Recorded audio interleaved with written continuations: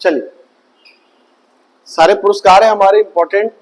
2024 में किस मलयालम कवि को 33वें सरस्वती सम्मान 2023 के लिए चुना गया है? तो नाम है उनका प्रभा वर्मा। ठीक, देखो बेटा, ये जो सम्मान है ये कल्चरल एक्टिविटीज के लिए दिया जाता है, मतलब साहित्य लेखन के लिए दिया जाता है। 2023 का आपको केवल इतना याद रखना है, सरस्वती सम्मान किसको मिला है? तो प्रभा वर्मा को मिला है। कहाँ कवि है? तो मलयालम कवि है ये। Nelson Mandela, Nelson Mandela life time achievement award 2024 से सम्मानित होने वाले पहले भारतीय कौन बने हैं? विनोद गनात्रा। नेल्सन मंडेला एक बेटा स्मृति अवार्ड दिया गया है अच्छे कार्यों के लिए। वो बेंगलुरु की एक संस्था है निमहांस करके, है ना, जो मानसिक क्या बोलते हैं उसको, मानसिक इलाज के लिए और न्यूरॉन्स के लिए काम करने के लिए संस्था को मिला है। वो नेल्सन मंडेला अवार्ड अलग है। ये Nelson Mandela life time achievement award है, किसी पहले भारतीय को मिला है पहली बार, और उनका नाम है विनोद गनात्रा। बहुत इंपॉर्टेंट है, याद रखिएगा। नेक्स्ट, राष्ट्रपति द्रौपदी मुर्मू ने दिव्यांग social activist doctor KS. Rajanna को किस पुरस्कार से अलंकृत किया? तो पद्मश्री से। ये उनके साथ ही रहते थे, पद्मश्री से मिला है तो उतना इंपॉर्टेंट नहीं है, फिर भी देख लेना एक बार। दूसरा, जून 2024 में किस कंपनी ने ऊर्जा, कॉर्पोरेट सामाजिक उत्तरदायित्व CSR और स्थिरता के लिए कलिंग पुरस्कार जीता है? आपको केवल इतना याद रखना सर, कलिंग।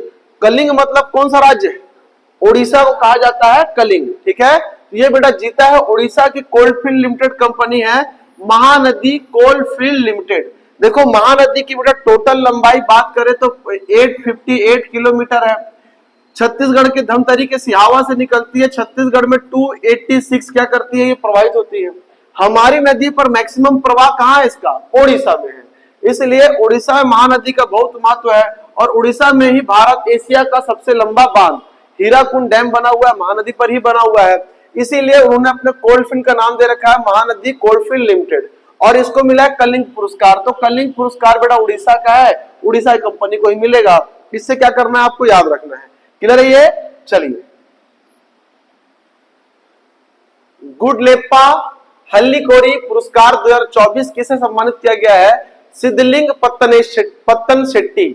याद रखिएगा, नाम बेटा पढ़ के लग रहा है कि सर साउथ साइड का है, और जिस आदमी को मिला वो भी कौन है? शेट्टी अन्ना है, वो भी साउथ साइड का ही है। तो आपको सिद्धलिंग पत्तन शेट्टी, शेट्टी बस याद रखना कि उनको पुरस्कार मिला कौन सा? हल्लीकेरी पुरस्कार मिला। किसको? शेट्टी को। साउथ वाले करेक्ट करके अपने को आंसर दे देना है। क्लियर है ये? चलिए, किस भारतीय को व्हिटली गोल्ड अवार्ड 2024 से सम्मानित किया गया है? देखो, ग्रीनरी का अगर नोबेल पुरस्कार की बात करें तो ये होता है व्हिटली गोल्ड अवार्ड, बहुत कम प्राप्त होता है, भारतीय आदमी को मिला है, बहुत बड़ी बात है।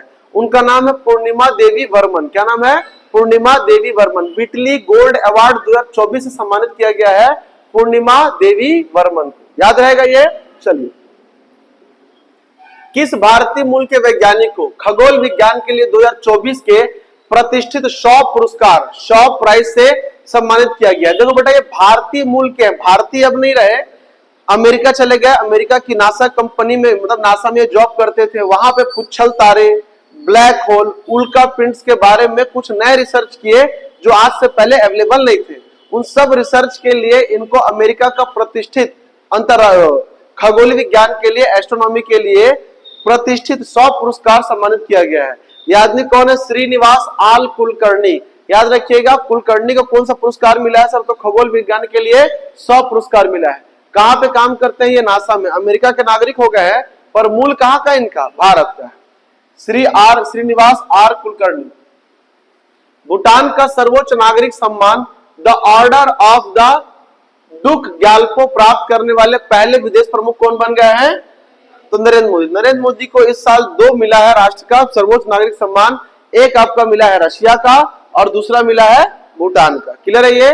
चलिए नेक्स्ट, किस हवाई अड्डे को एशिया प्रशांत और मध्य पूर्व ग्रीन एयरपोर्ट रिकॉग्नाइजेशन GAR 2024 के तहत रजत पुरस्कार से सम्मानित किया गया है? तो ये बेंगलुरु का केम्पेगौड़ा अंतरराष्ट्रीय हवाई अड्डा है। मतलब भारत में इस साल पूछेगा कि भाई किस एयरपोर्ट का अवार्ड मिला है? तो केम्पेगौड़ा हवाई अड्डा कहां का? बेंगलुरु। खेल खत्म, ज्यादा दिमाग लगाने की आवश्यकता अपने को नहीं है।